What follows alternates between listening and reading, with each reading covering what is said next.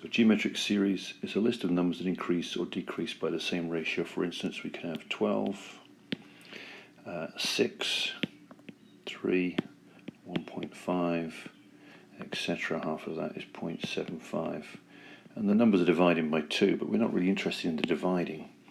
We want to know what it multiplies by. If we divide 6 by 12, we get 1/2. Same thing here, we divide 3 by 6, we get 1/2. And 1.5 over 3 equals 1/2. So the ratio, which equals this letter R, equals 1/2. The same token, if we're going upwards, we can get 2, 6, 18, 54, etc., etc. The ratio, what we're multiplying by, is times 3, so 6 divided by 2 is 3. So if we divide successive terms by each other, we'll get the ratio, and indeed the ratio equals 3. So there, a geometric series, a list of numbers that increase or decrease by the same ratio. So we just learned how to find the common ratio. So if we had numbers 10, 20, 40, 80, we know that the ratio is found by dividing 20 over 10, which is 2. 40 over 20 equals 2, etc. So ratio equals 2. So if we had three numbers, 2, k, and k plus 1, and we knew it was geometric, then we would know that this multiplied by that would be r, and that would also multiply by r.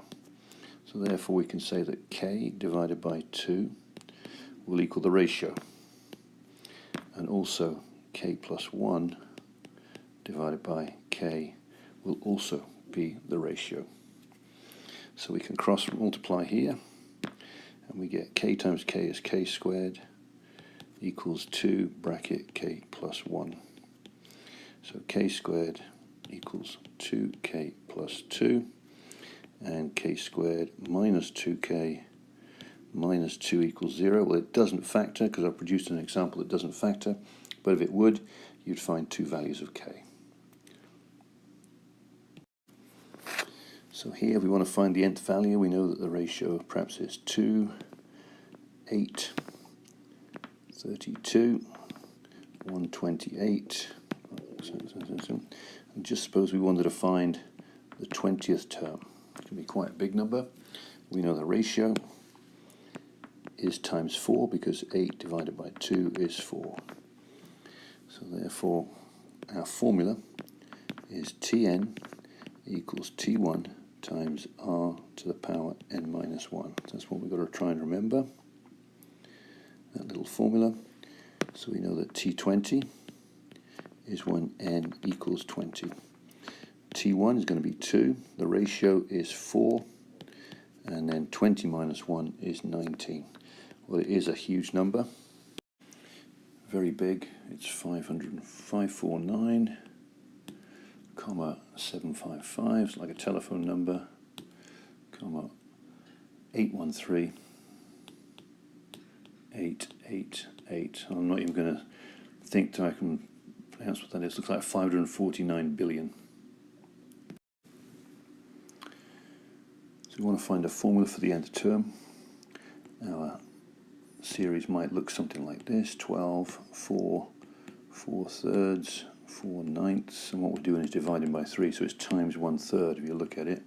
4 divided by 12 is indeed 1/3. So we know that Tn equals T1 times r to the n minus 1, and n is going to stay in this formula, so this is the final answer is going to have this n in the formula.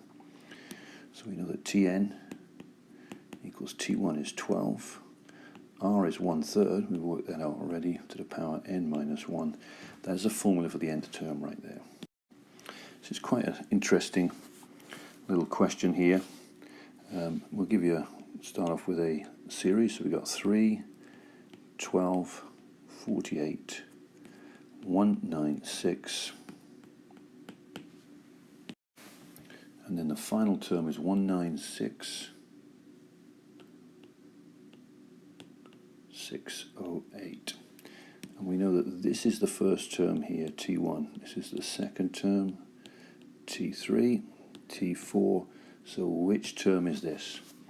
So we know our formula is Tn equals T1 times R to the n minus 1. So this becomes that.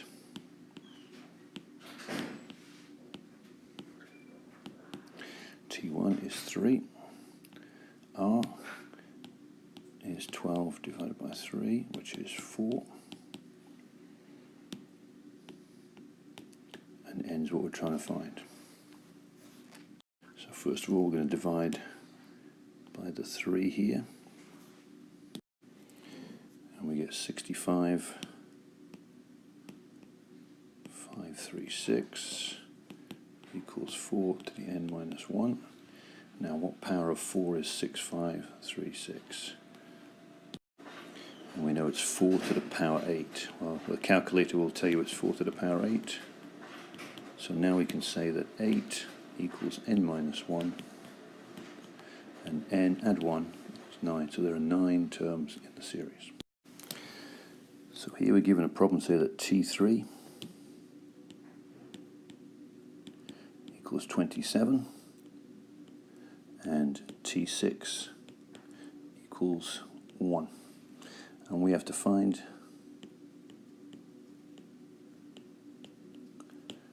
T1. So we know by the formula that T6 equals T3 times R to the power something. Well, if we have T3 here, T4, T5, T6, this is times R again to get to there, and times R, so it's R cubed. So this is R to the power 3. And of course, a simple way is to do 6 minus 3 equals always that number up there. So now we substitute. So substituting, we get 1 equals 27 times R cubed, because 1 was T to